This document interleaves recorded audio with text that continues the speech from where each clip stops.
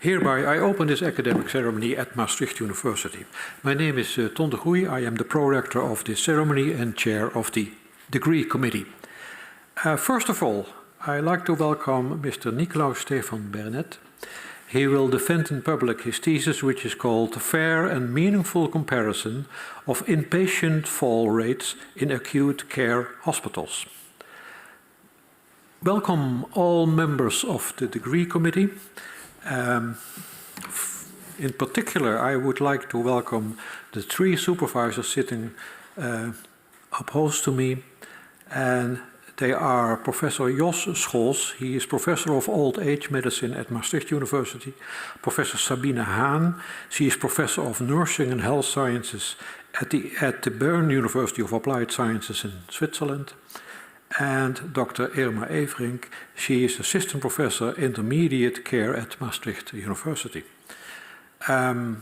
Welcome all people here present in the audience here in the aula, and I would like to welcome all followers of the live stream.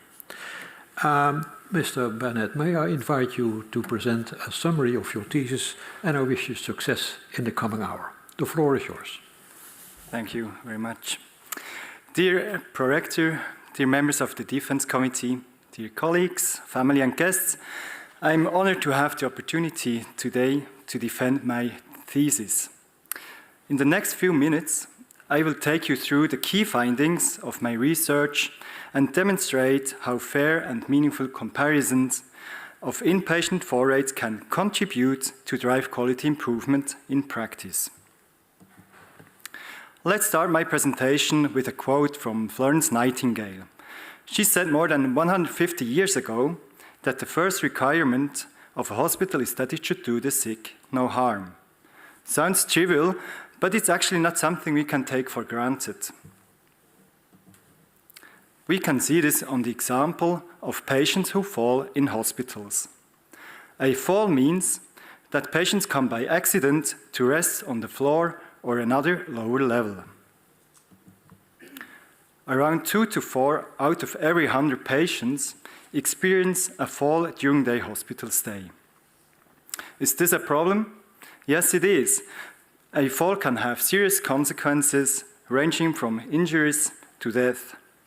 And falls are expensive, with estimated extra costs of around $35,000 per patient based on the latest figures from the US. But there is also good news. Falls in hospitals can be largely prevented by providing excellent care. The question is, how can we help reduce inpatient falls in practice? A good starting point is to first collect data on falls. Secondly, the data must be compared to identify poor performance and highlights areas for quality improvement. Thirdly, we must present the results of the comparison in an understandable way so that hospitals can take action to improve. We can even increase pressure on hospitals to reduce falls by sharing the results publicly. This means that everyone can see them. However, the problem with public reporting is that if comparisons are made without good data and careful analysis, hospitals may be falsely blamed for poor quality. It is therefore of great importance that comparisons are precise and fair. This brings us to the aim of this thesis, which was to investigate and optimize the methods applied for data collection, comparison, and presentation of inpatient fall rates. This slide shows how we proceeded. First, we developed and tested a risk adjustment model in studies 1 to 3 and examined the impact of its application on 3 comparisons. A hospital comparison, second, a country comparison, and third, a national comparison over time. In the second part, we investigated in studies 4 and 5 whether an alternative data source could improve the input for risk-adjusted comparisons and how better visualizations of the results could optimize the output of risk-adjusted comparisons. But before we look at the results of this thesis, let's take a moment to understand the risk adjustment and why it is important for fair comparisons. Risk adjustment is defined as the process of statistically accounting for differences in patient case mix that influence healthcare outcomes. Why does this matter? So imagine you want to compare the fall rates of two hospitals. Hospital A mainly treats younger, mobile patients, meaning its patients are at low risk of falling. And Hospital B, on the other hand, cares for patients at high risk of falling.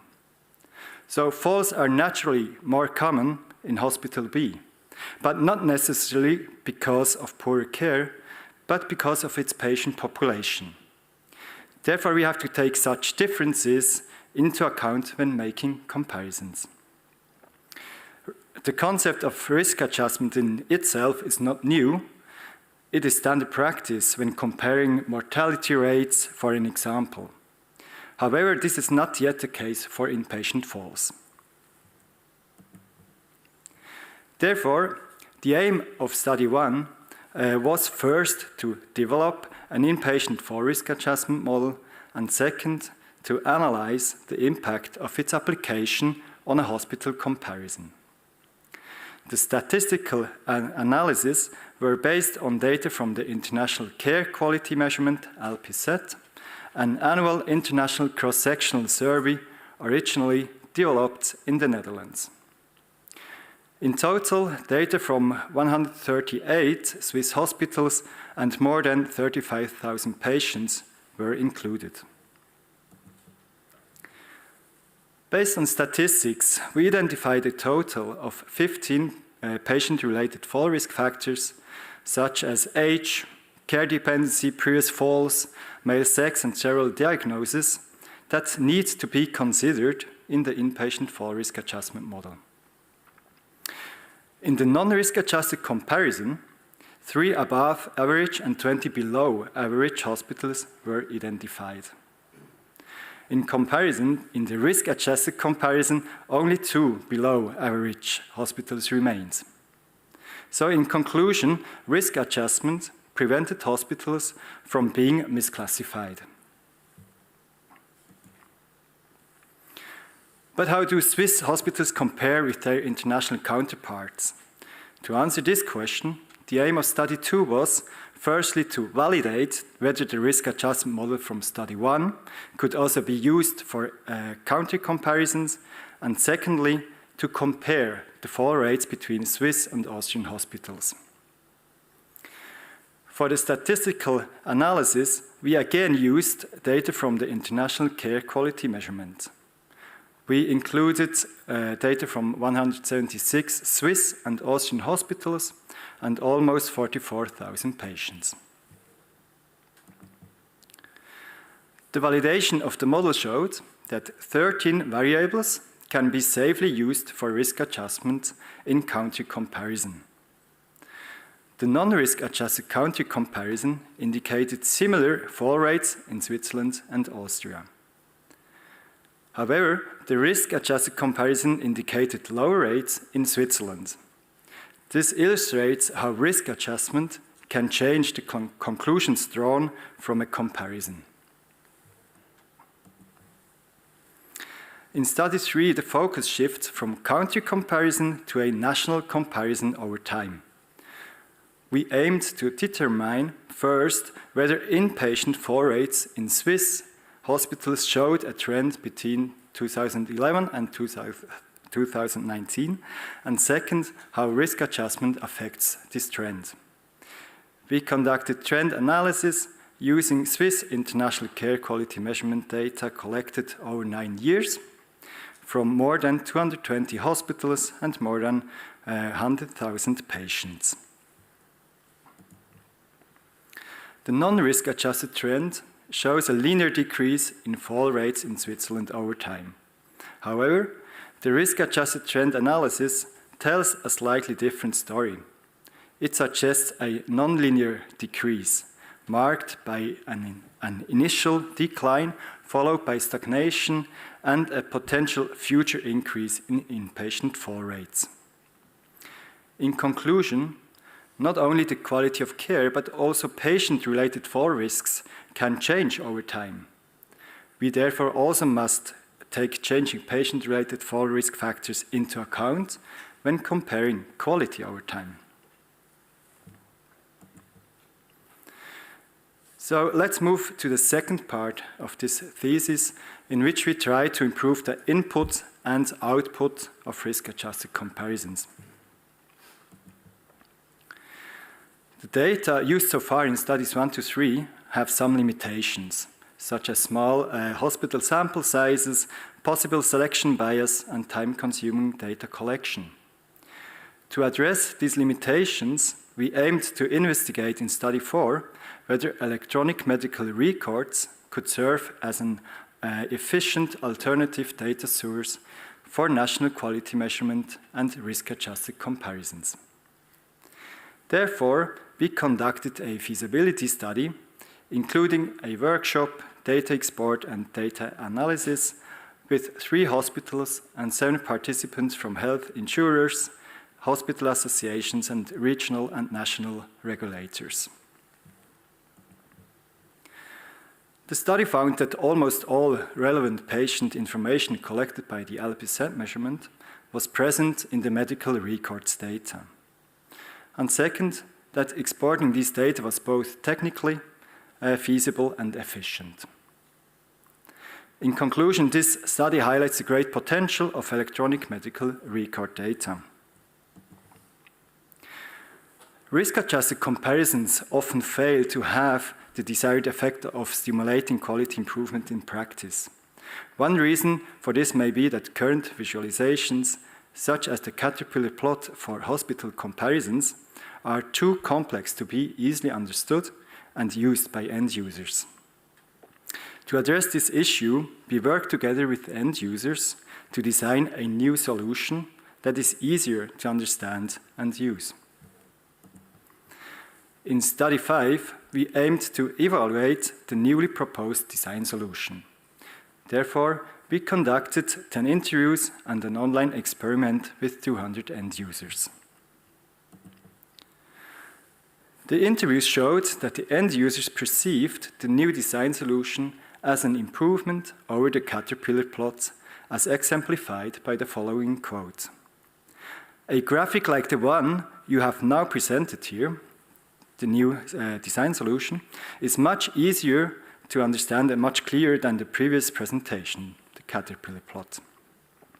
The online experiment also confirmed that the new design solution makes it easier to visually identify below-average hospitals, for example, compared to the caterpillar plot. In addition, the perceived usability was rated higher. So in conclusion, the new design solution improves the correct interpretation of the presented results. What conclusions can be drawn in relation to the aim of this thesis? Electronic medical records are a promising data source for risk-adjusted comparisons of inpatient fall rates.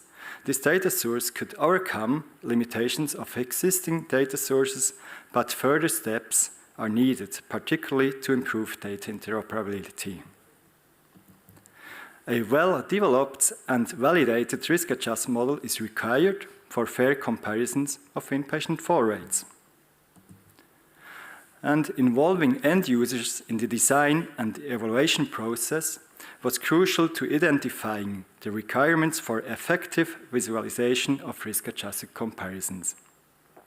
A clear, simple design that pre-processes important information is key to correct interpretation of results by end users. To enable the results to be used to improve quality, easy access to timely results is essential. And what implications can be derived for policy, practice, and research? At policy level, appropriate legal, regulatory and financial frameworks must be implemented at both the national and international level to enable the reuse of data from electronic medical records as a cost-effective data source for quality measurement and research purposes.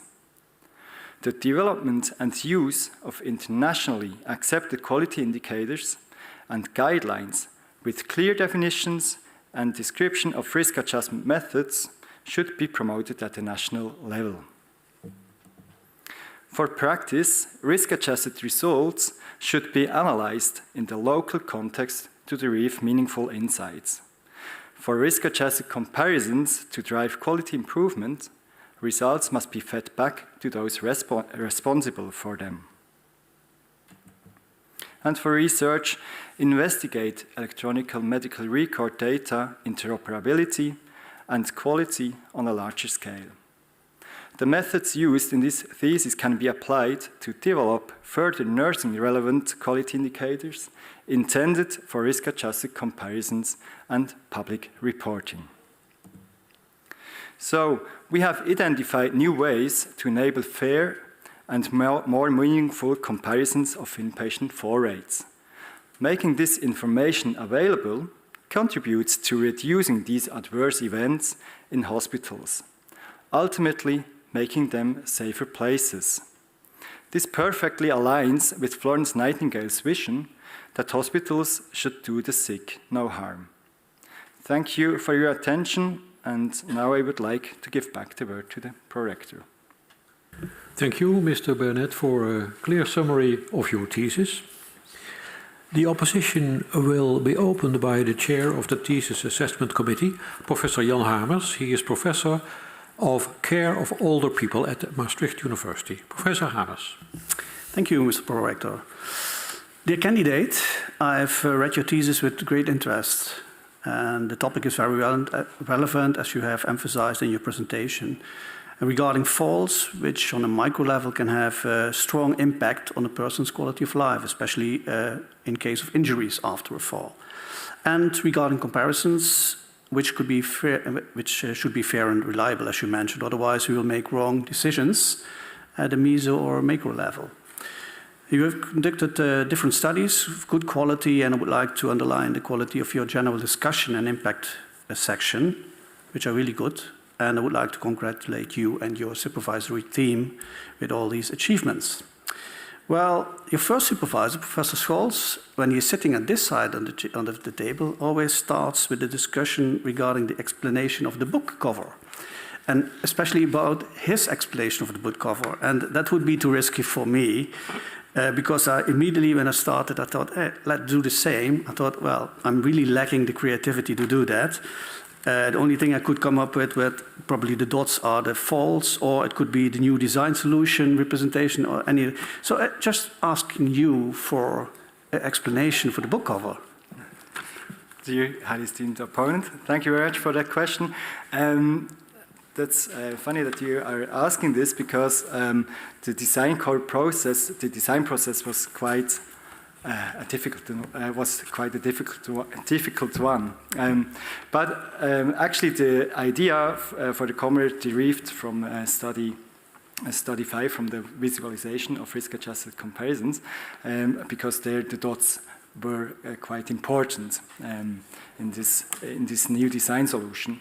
And for me, the points are actually representing that what I investigated in the thesis.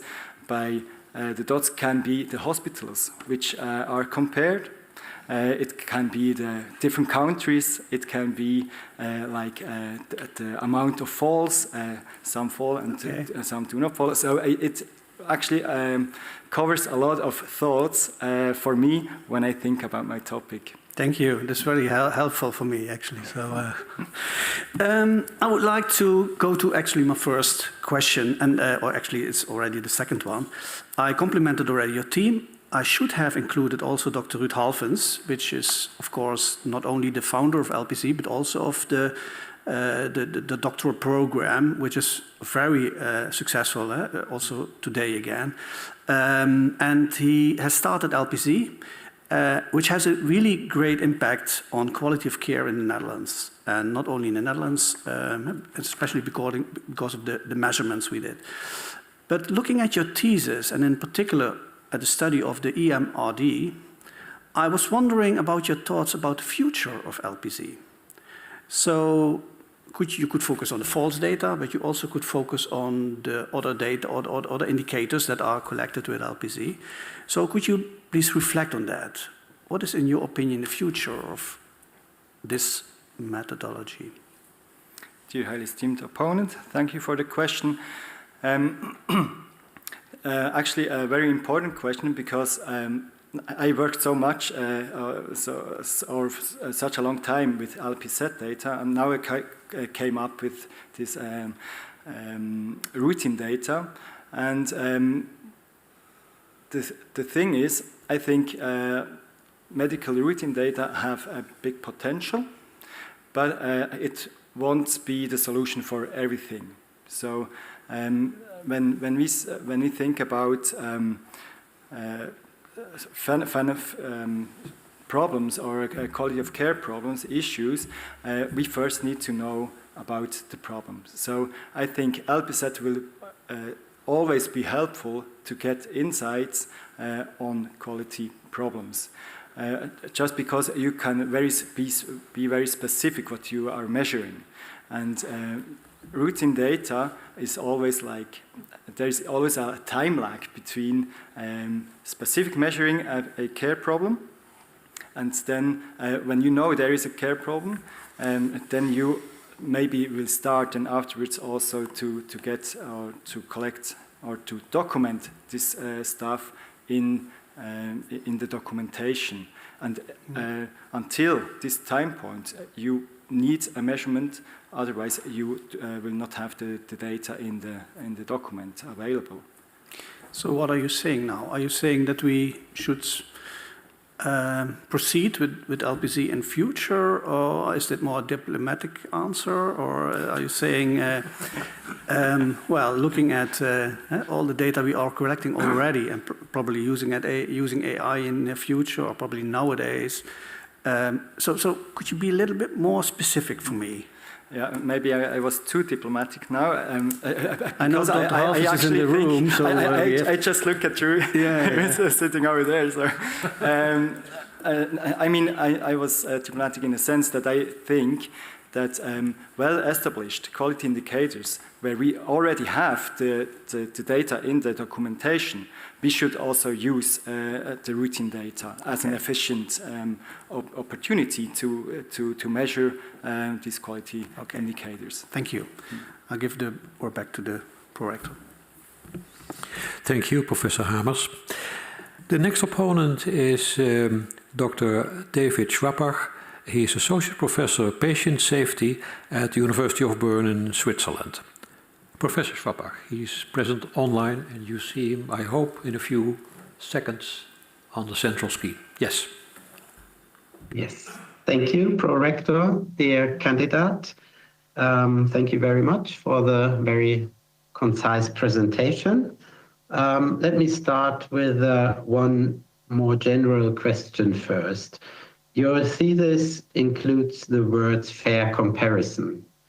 And you've already, I didn't count, but I think 2 or 3 or 4 times you reused this term fair comparison.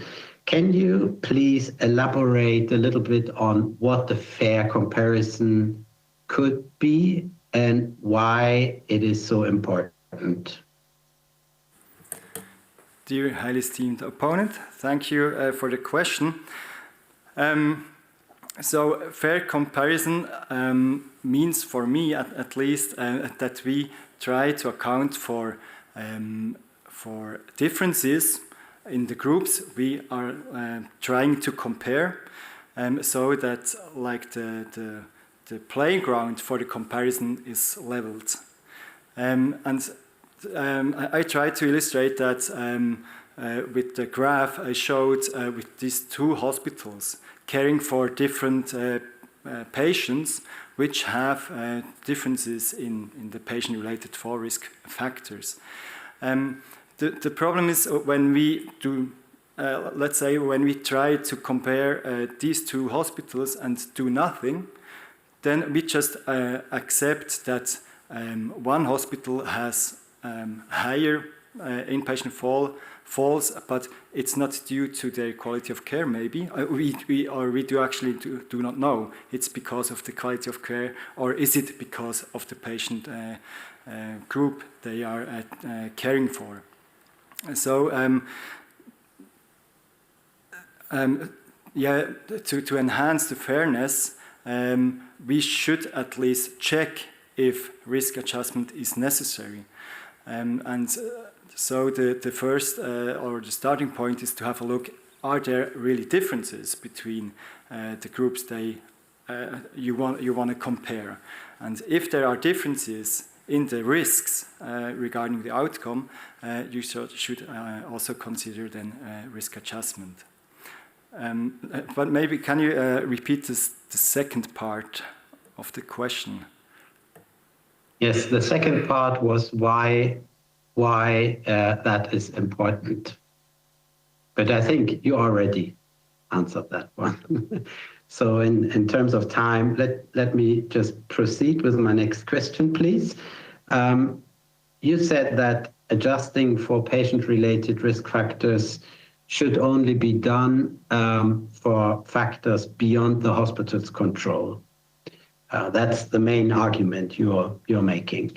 And when reading your thesis, I was thinking about whether for sedation intake, that is really the case. Or when we adjust for sedation intake, we are like releasing hospitals for using these substances. And yeah, like have them use these substances as much as they want because we will risk adjust any consequences.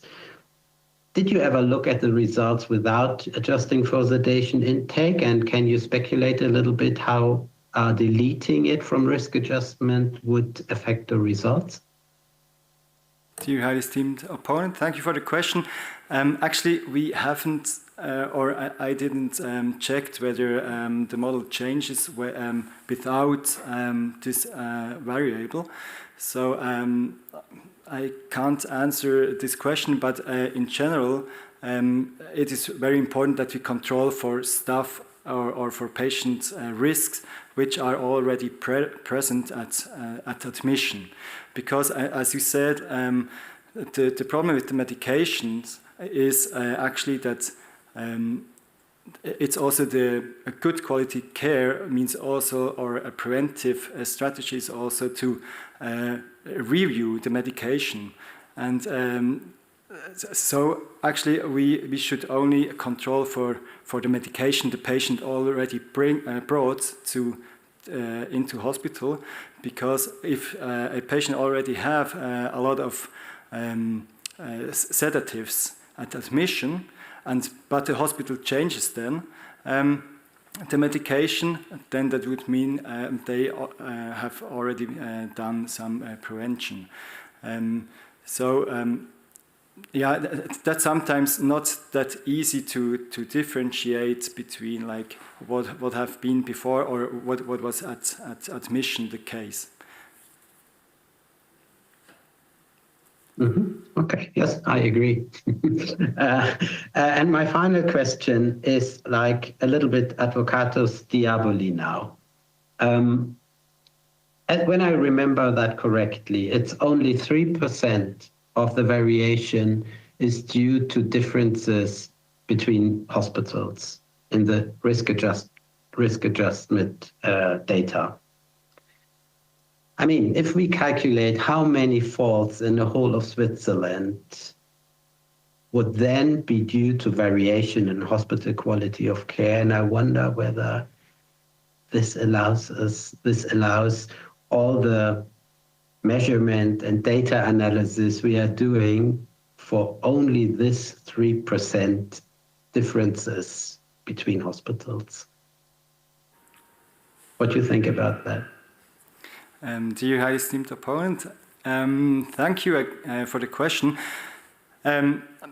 what we have seen is that we have not that much variation between hospitals in Switzerland, but it can also be that actually that hospitals are performing equally in Switzerland, but not necessarily that there is not more potential for quality improvement, as we have seen in study 2 when comparing with Austria, highlighting that there is actually more room for improvement, not between hospitals, but more on a national level. So maybe some national strategies are necessary to reduce inpatient falls overall, and not just like because hospitals are at the moment very similar to each other.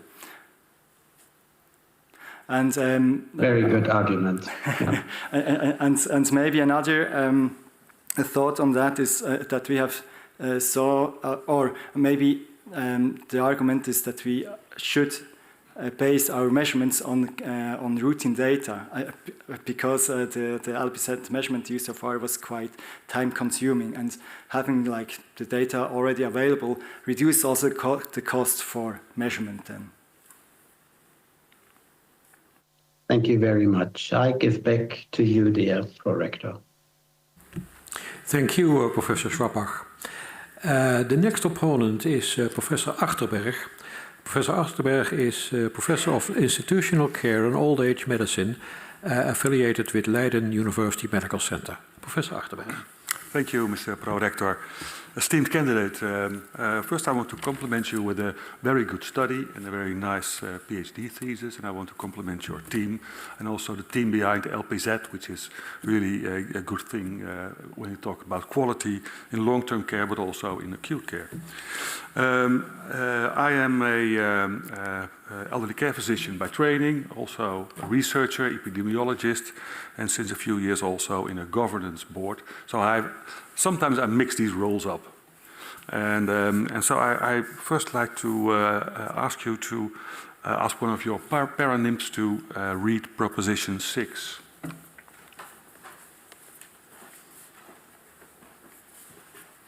Proposition 6. Patients value outcome indicators while healthcare professionals prioritize process indicators. Yes, thank you. So I was a little bit astonished because if you're a professional, you are thinking about the patient outcomes. And I was thinking, what do you think if you ask this to researchers, to people, to regulators, or to people from governance board? Would that be different? Would they choose for outcome indicators? Dear highly esteemed opponent, thank you for the question. So my thoughts on that is that that also health regulators, for example, they are very interested in the outcome. The idea that healthcare professionals are more interested in process indicators was more thinking that process indicators just say you what you have to do different in practice, and outcome indicators are somewhat hard to derive the right conclusions.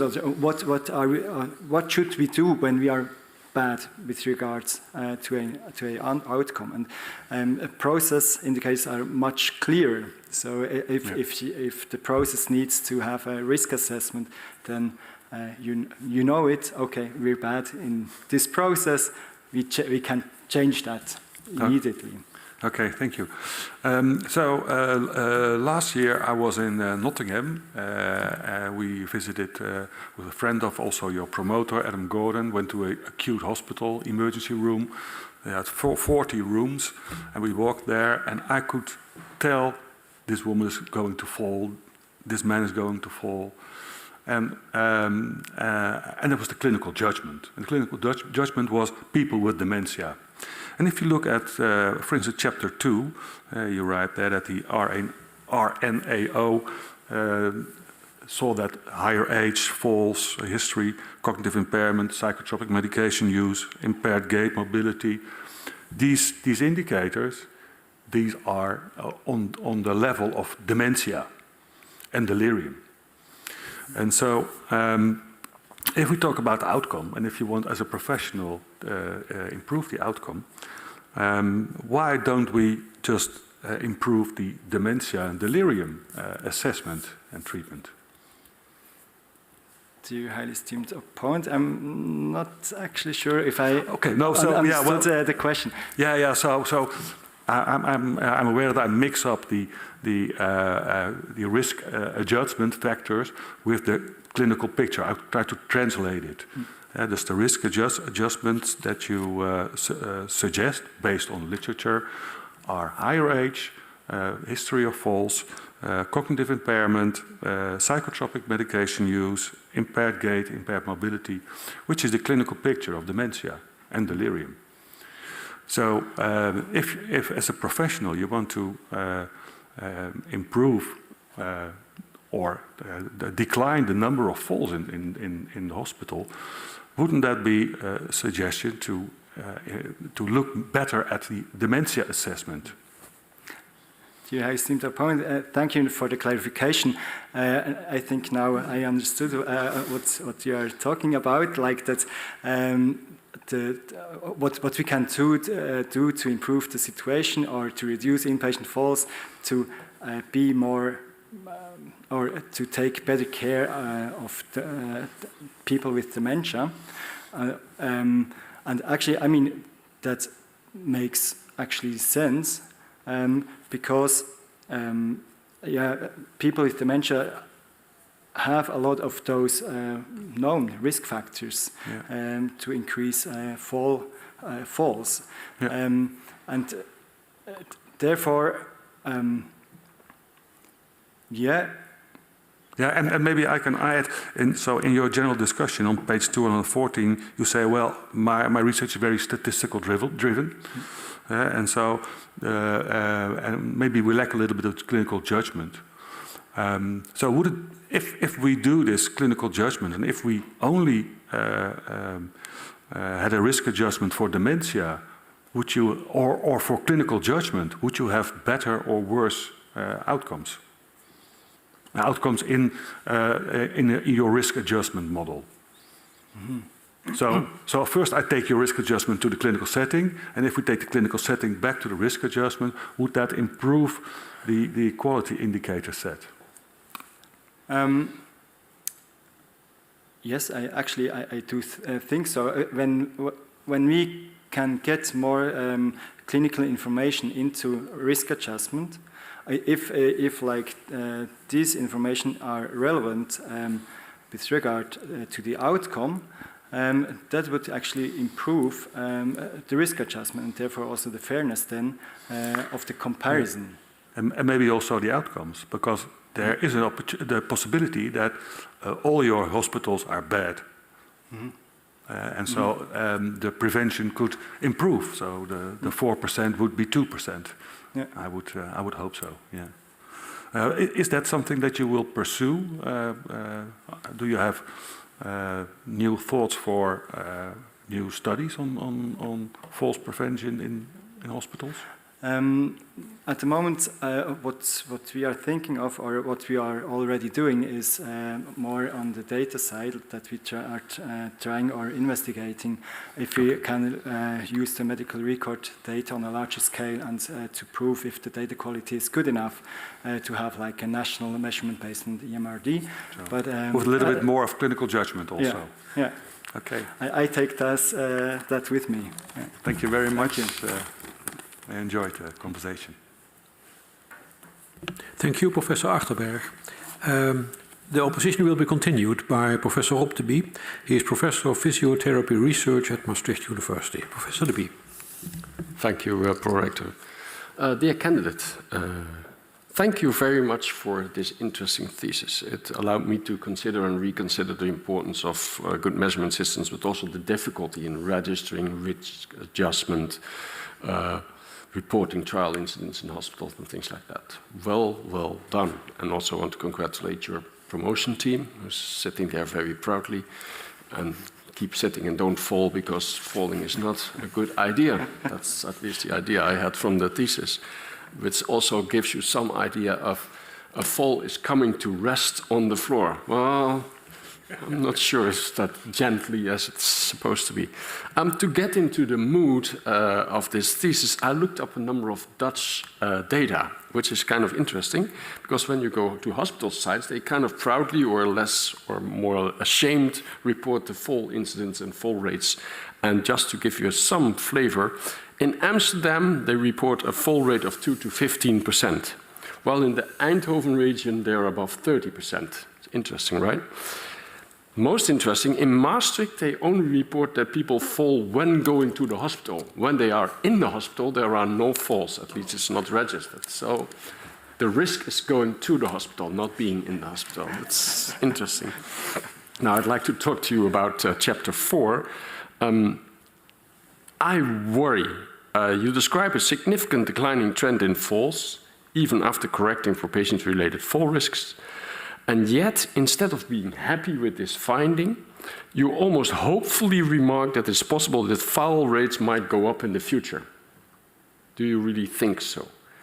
Because your data went from 2011 to 2019, and I saw a very small increase in the end.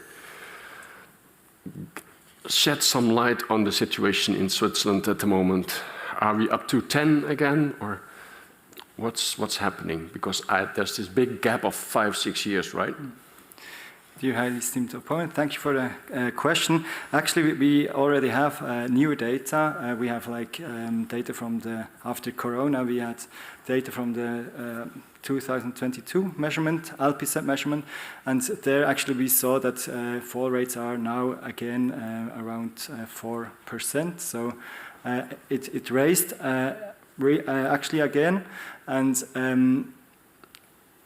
what we are looking for now is, because we are doing now this a big pilot study with the new data source at this moment, so with 70 hospitals, and then we also have the whole cases, and over a period of 3 months.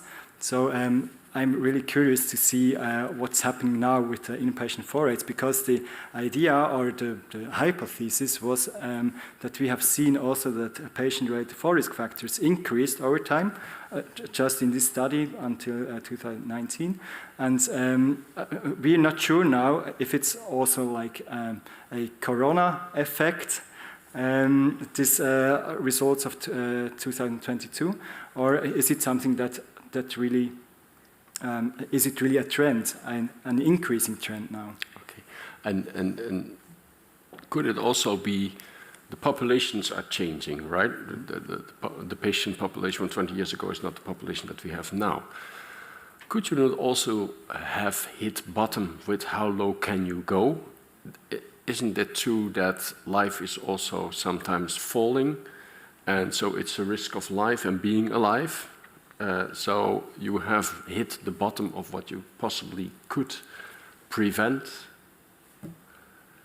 Dear highly esteemed opponent, yes, I think so. That we where we saw this stagnation, that we were maybe somewhere at this point where it is not possible anymore with not too much resources to get lower anymore. That could be. But what we see now, the increase, is kind of worrisome. But the increase is almost going near to what you were 10, 15 years ago, right? It's kind of a U-shape that you have now discovered. Exactly. We don't know exactly what's happening. I did some number crunching. I always like numbers, and probably part because I'm an epidemiologist, and those percentages that you reduced over time, when you calculated with a lot of data, you had a reduction of 0.74%, which calculates in, given the number of days that you measured and the number of participants and whatever, about 113 cases in 30 days, which gives you 1,300 fall reduction cases per year. In Switzerland, they have 8.8 million inhabitants. Then it doesn't seem a lot, right? I also looked up some data from a Swiss study done by Gassinger and Schwender. There is results about injurious falls in the Alps. And every year in the Swiss Alps, around 1,300 people fall. That's exactly the number of people that you manage to reduce. I'm not sure if there's a correlation, but I wouldn't also know how to prevent that. Yes, we can take away the Alps, then the whole of Switzerland would become like the Netherlands, flat, right? Or we could stop appreciating the beauty of the Alps. So, is this really an important number? I know there are costs, and if you have a fall, that's something different than injurious fall, right? Then we are into costs and quality of life. So, how would you interpret this number, given all your efforts that you set up a big database and you keep looking at all these falls? How important is a reduction? Could you give me some idea? Thank you for the question, dear highly esteemed opponent.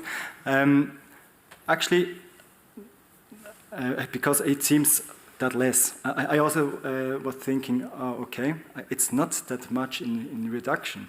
But when you think of each patient who has a fall, it does mean a lot to this special patient. Mm-hmm. And so I would always argument each fall which has been prevented is a good thing. Mm-hmm. At the end, at least for the individual. And when we then calculate the economic side, then we also see even a small reduction is a good reduction in money at the end. So this is, I think, one part which is important.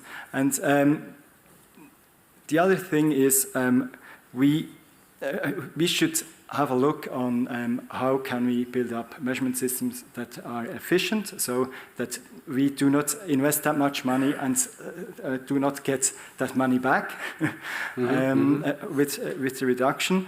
That's also important, I think. And there have been something else I wanted to mention. Dementia is also a factor, but we're not suffering from that at the moment. We are. Hopefully not yet. But I'm happy with your answer, and I kindly give back the floor to the prorector. Yeah. Thank you, Professor De Bie. The opposition will be continued by Dr. Bart Speetgens. He is associate professor in internal medicine, in particular old age medicine. Dr. Speetgens. Thank you, Prorector. Dear candidate, I also read your thesis with great interest, and I want to congratulate you with this achievement, and also to your outstanding supervisory team, and also to your family and friends. And whenever I read a PhD thesis, I always enjoy identifying a striking item, whether it's a cover or a compelling figure or something like that. And in your thesis, I found it on page 9, and it was the citation of W. Edwards Deming. Without data, you're just another person with an opinion. So, yeah, not only is this statement undeniably true, but I will take it back to the hospital where we have a lot of patients with opinions, but less with data. And I must admit that it was new for me, so thank you for introducing this to me. And I also spent an evening reading about Deming's work. He was he contributed to the Toyota's rise post-World War II, but he also contributed to the PDCA cycle. I don't know if all people know what that is. So interestingly, he also contributed to keeping hospitals and medical institutions as they are. So if he really did something good for us, we have to talk about that with some drinks afterwards. That being said, let me reassure you, I also read the thesis, and not only about Deming. And as an internist geriatrician, I have a straightforward question, but that was before I knew that one of the founding fathers of LPC was in the room. But a straightforward question for me is, why is an in-hospital fall an established quality indicator? What's your view on this? Dear esteemed opponent, thank you for the question. So the question is why inpatient falls is a relevant quality indicator. So, I mean, it's something we can do about. hospitals and the interdisciplinary team are in charge to keep patients safe.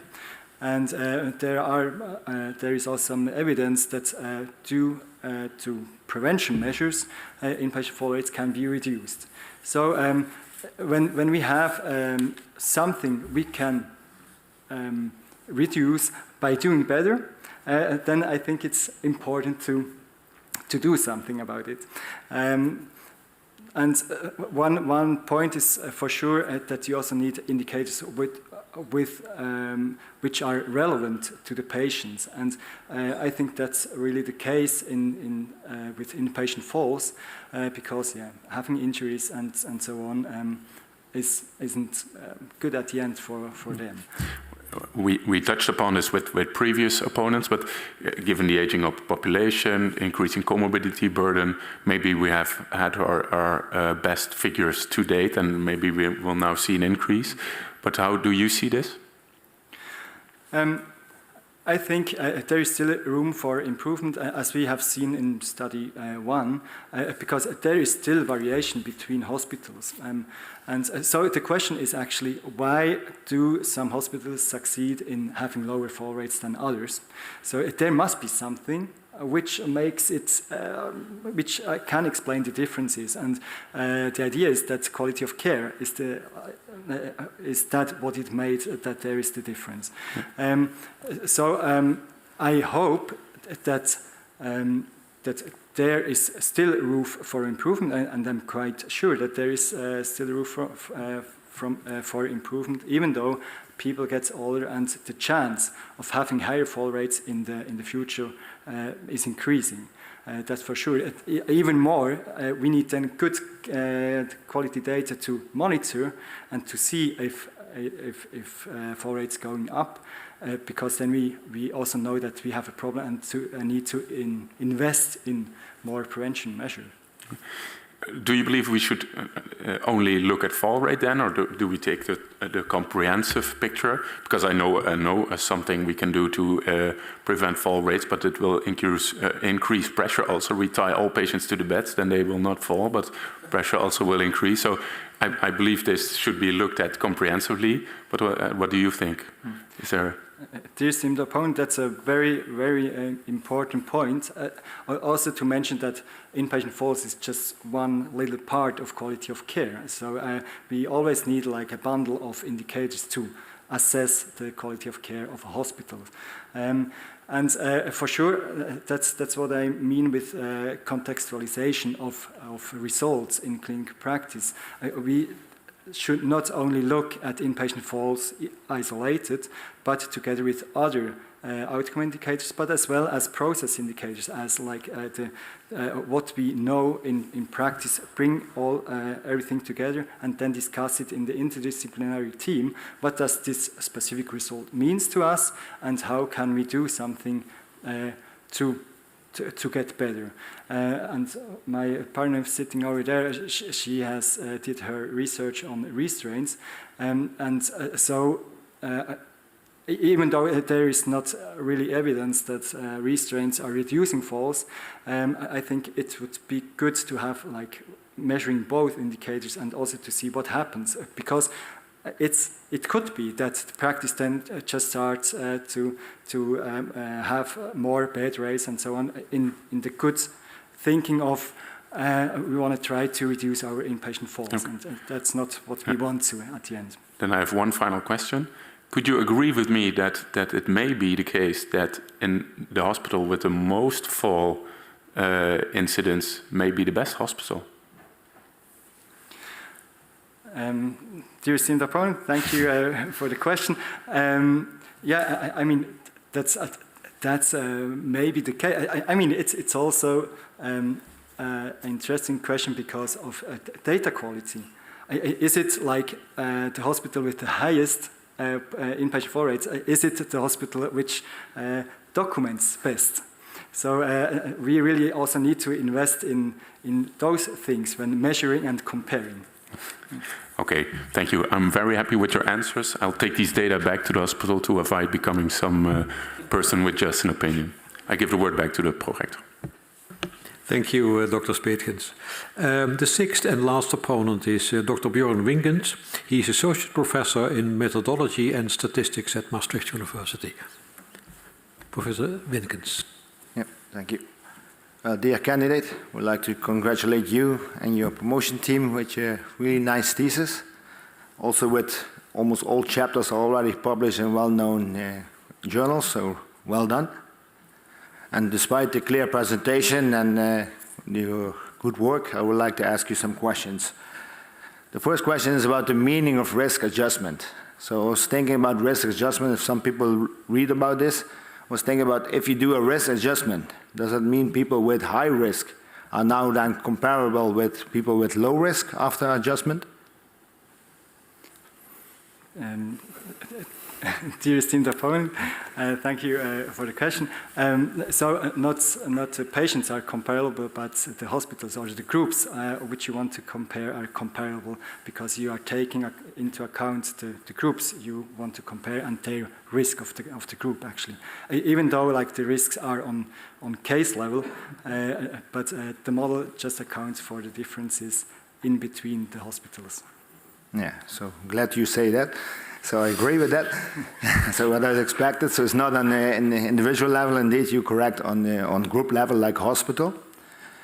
If I look at the selection of variables that you're going to do, is always a difficult task, of course, and what you have done, I think, taking all the relevant risk factors from the survey, put it in the model, do a sort of backward elimination method. But I was wondering when I was reading the introduction, you say something about there were 400 risk factors. So I was wondering now, what happens now with the model? So are you lacking some of the variables or what's going on? Yeah. Do you miss one of the variables that you say, I wanted that in the survey, but it's not yet in there? Thank you for the question. I mean, the model is imperfect, and it will always be.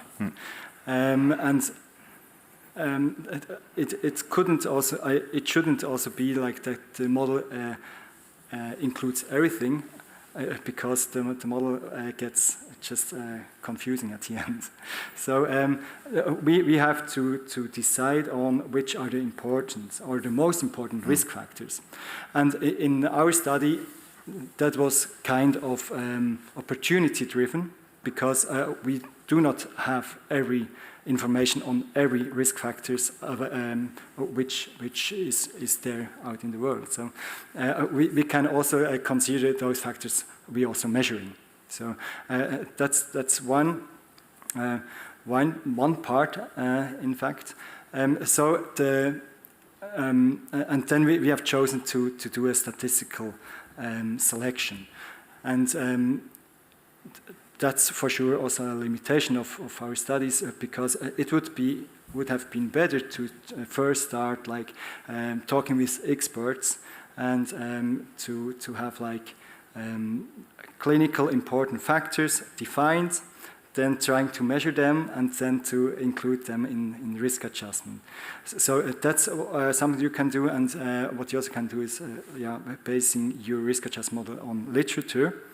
And that's what we partly did. And the good thing is, while using LPZ data, that in the LPZ data already are some relevant inpatient fall risk factors included because of the international research group. So we were kind of flexible to also add some relevant factors, but it's not complete. So hopefully you have all the important ones. Let me say that. Indeed, I agree with you that the model is not perfect. So I agree with that. As a statistician, I was also looking at the technicalities, what you're doing with the backward elimination model. And you take into account the hospital effect normally, and in the analysis you take into account as a random factor. So using sort of multi-level logistic regression. For the backward, you did not do that. So you used just logistic regression, ignoring the hospitals. So I was wondering why you did this. Thank you for the question.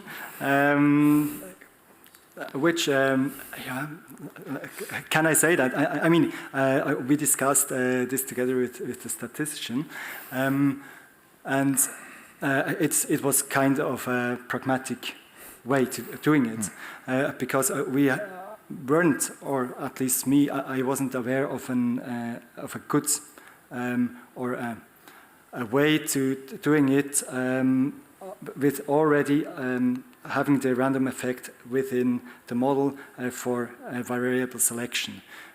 So the way we did it was pragmatic, and to say, let's first check for the relevant patient-related fall risk factors we need to consider, and then to build up the model, the multi-level model. Yes, I think, if I'm guessing correctly, but I think the pragmatic part is that in R you only have that option available in logistic regression, but not for multi-level logistic regression. So either you had to program it, or you had to take it into account. But if you would have taken it into account, let's say the hospital effect in it, would you expect the same results, or would you find differences, or you can say something about it? But dear esteemed opponent, thank you again for this question. I think maybe, but I'm really not sure about that. But because there is not that much variability, that between hospitals, maybe the effect of having like the hospital is considered already in the variable selection procedure wouldn't have made that big differences on individual predictors in the model in the selection process. I assume, but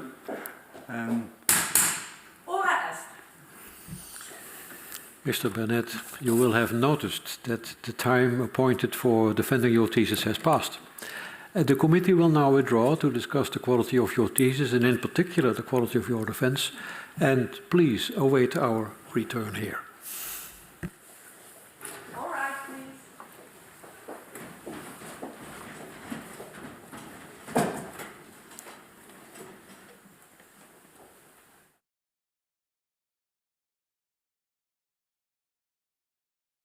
The PhD defense has now ended.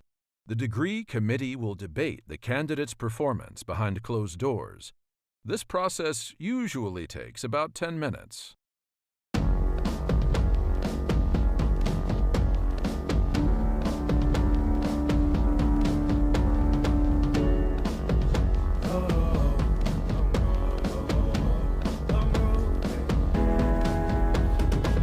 Long road to the south side, 7 miles in my rearview mirror. I know what it felt like. My goal's only getting clearer. East side to the west side. No place like home. If it's questions that you've got, go the extra mile and die.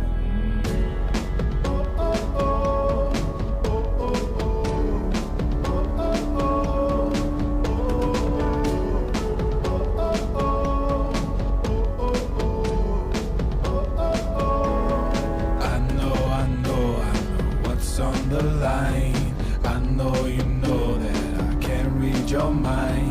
Years can't fly by now, don't waste all your time. Cause I'll go the extra mile. Long road to the south side, 7 miles in my rearview mirror. I know what it felt like. My goal's only getting clearer. East side to the west side. No place like home. If it's questions that you've got, go the extra mile and die. On the dash, got my laces tied. Long road, I don't waste no time. Break rules because fate decides. With the team and we chase the light. I make a move, fall down, shake it off. I hate to lose, bad branch, break it off. No room for negativity, praise and love. Prepare for deep part cause we're taking off. Take the mileage, traveling so far from home. Gathering knowledge, other connections. I put the time in to get everything I ever hoped for. It's a challenge and we all in. It's a better future that we go for.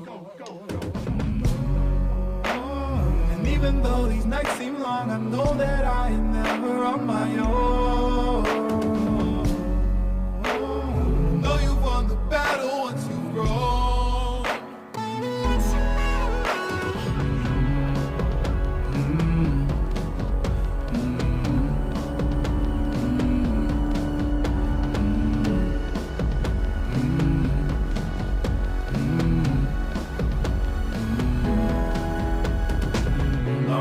South side, 7 miles in my rearview mirror. I know what it felt like. My goal's only getting clearer. East side to the west side. No place like home. If it's questions that you've got, go the extra mile and night. Long road to the south side. 10 miles in my rearview mirror. I know what it felt like. My goal's only getting clearer. East side to the west side. No place like home. If it's questions that you've got, go the extra mile and night.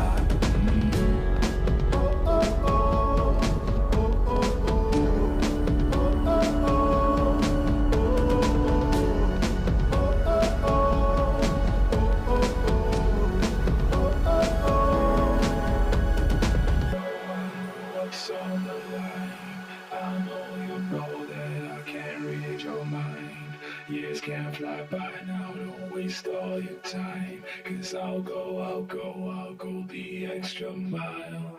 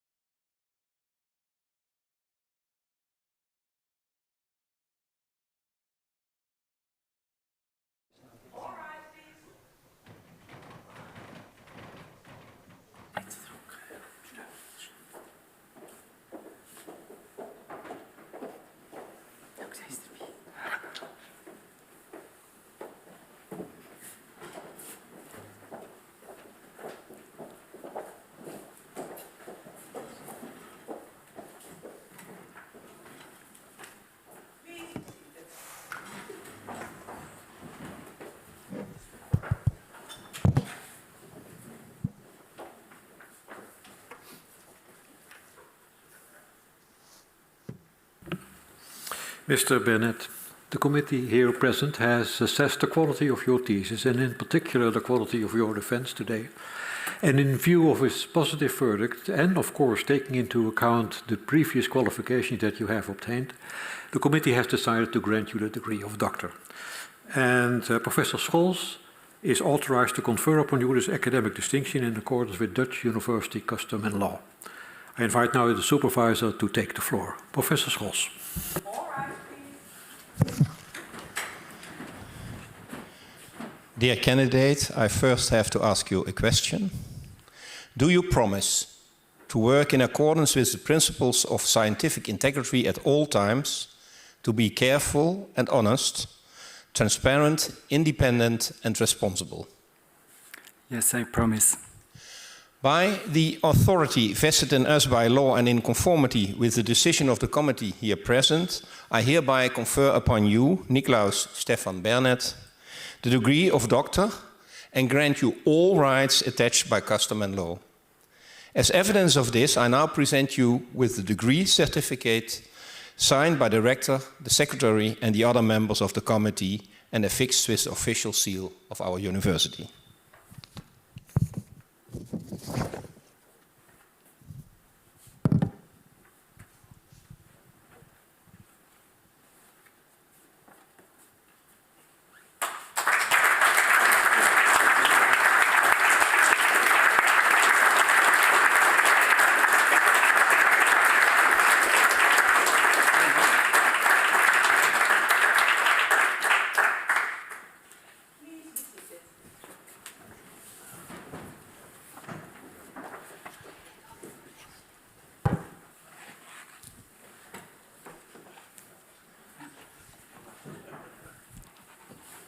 Dear Nick, the topic of your thesis reflects your attitude, making something fair and meaningful, as well as understandable and accessible for everyone. This is very important for you, not only at your work, I think also in your life. On behalf of your supervisors, Irma Everink, Associate Professor, and Professor Joost Scholz, and myself, we are very proud to congratulate you on your excellent doctoral thesis, Dr. Bernet, and your successful defense. It was a great pleasure for us to accompany you during your doctoral thesis.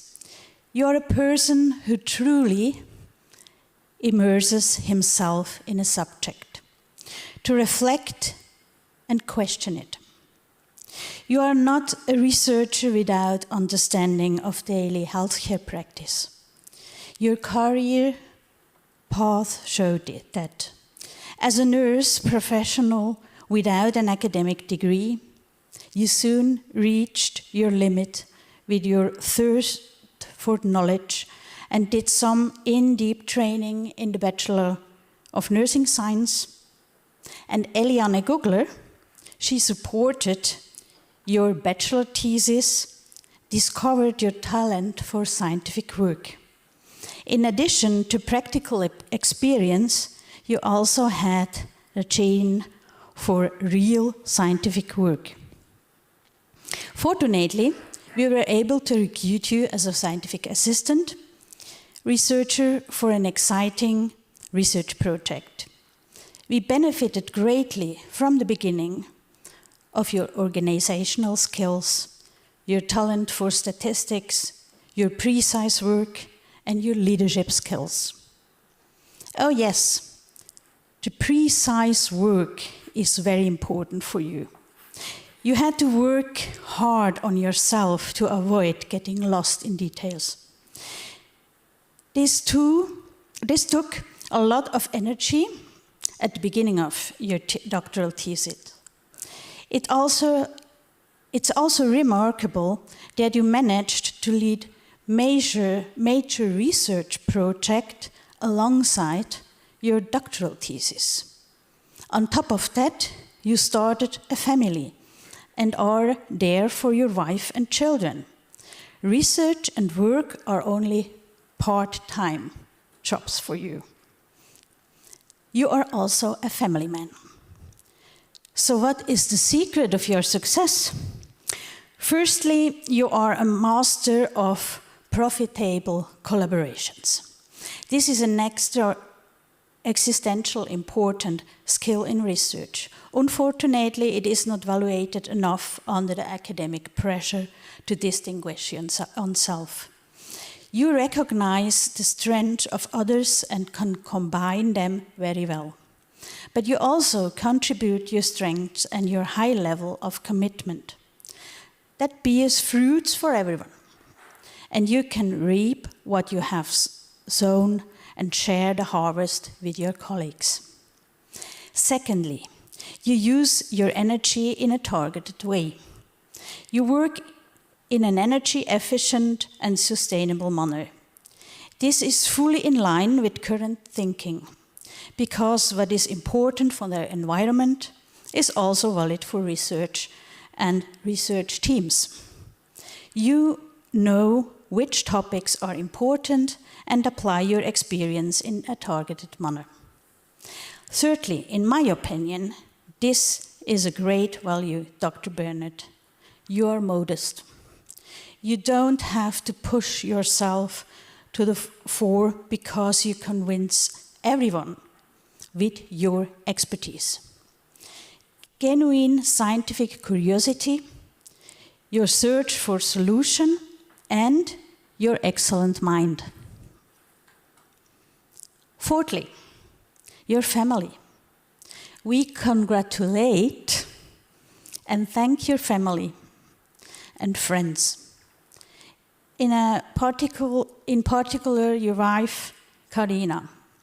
They supported you and your PhD work for so many years and gave you the time and space for this success.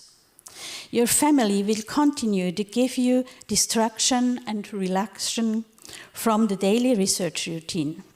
Switching off and immersing yourself in the family world clears your mind. We now wish you and your family a lot of time in a relaxing, enjoying environment without PhD thoughts. Dear Nick, Irma, Jos, and I look forward to following your future scientific career and seeing how excellent research can produce data and information that is understandable and meaningful to healthcare professionals and, all above, to patients. We wish you all the best in your professional career and in your personal life with your beloved family.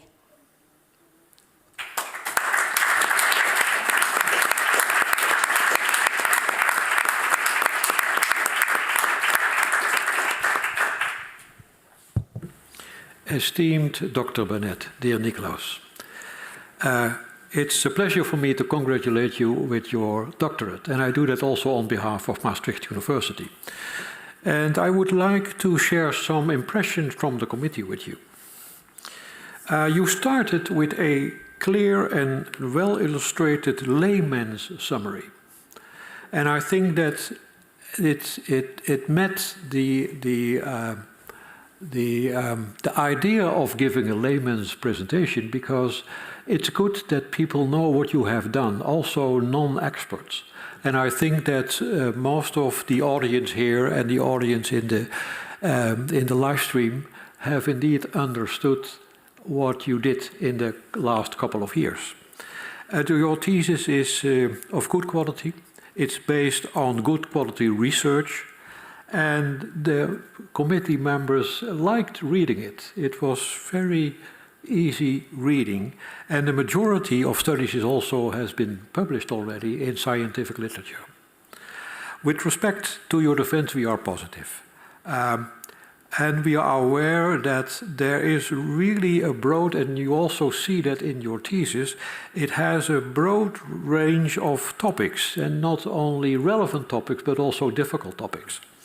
And I think you managed well and with appropriate answers, and it has been said, with Swiss precision. You have shown to be an independent researcher, and also you have shown that you are very able to do scientific research. I do not only congratulate you with that result, but also your 3 supervisors, Professor Jos Scholz, Professor Sabine Haan, and Dr. Irma Evering. Congratulations with the result that we have seen in forms of a thesis, of this defense, and also of the publications. I would like to include in my congratulations also your family, your wife, and I believe your children, sitting here more than an hour to wait when Daddy is ready with his official experiences. And your parents and other members of your family, I congratulate you with this result. And I also include in my congratulations the audience here in the aula, and also all the people that have watched the live stream. And I'm sure that quite a lot of friends and other family members and colleagues have seen this ceremony. I would like to thank the members of both committees, both the thesis assessment committee and the degree committee present here. Thank you for critically reading the manuscript, and I would like to especially thank both external members of the committee, and I would like to express of Maastricht University for your contributions to the critical reading and having the judgment and having an interesting discussions here today. So thank you very much. And I would like to invite Dr. David Schwappach to congratulate you. He's still on the screen, and I give him the word. Dr. Schwappach. Yes, hello, dear Nick. I send you my very warm and sincere congratulations. I'm very sorry that I can't be there, but I don't know whether you heard it. There was loud applause at Bern. So I hope this loud applause carries you on the next steps in your career.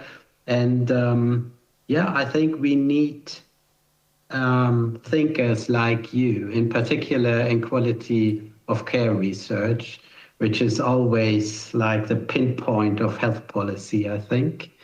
And we need thorough thinkers, people with an understanding of methods. And yeah, I'm sure, and I hope we meet again. And I now wish you a really wonderful and relaxing party, maybe. All the best. We will have at least a reception here just after this ceremony. Thank you very much, Professor Schwappach. Before I close this academic ceremony, I would like to indicate that we will, after the ceremony, we will stay here with the committee and we will take a picture here with Dr. Schwappach still on the screen. And I would like to invite the close family to stay here with us. And then I would like to ask the audience to go to the rafter where the reception will be offered. And you find that quite easily. If you leave the aula here and you make a right turn near the elevator, you reach the rafter quite easily. Hereby I close this academic ceremony. All right, please.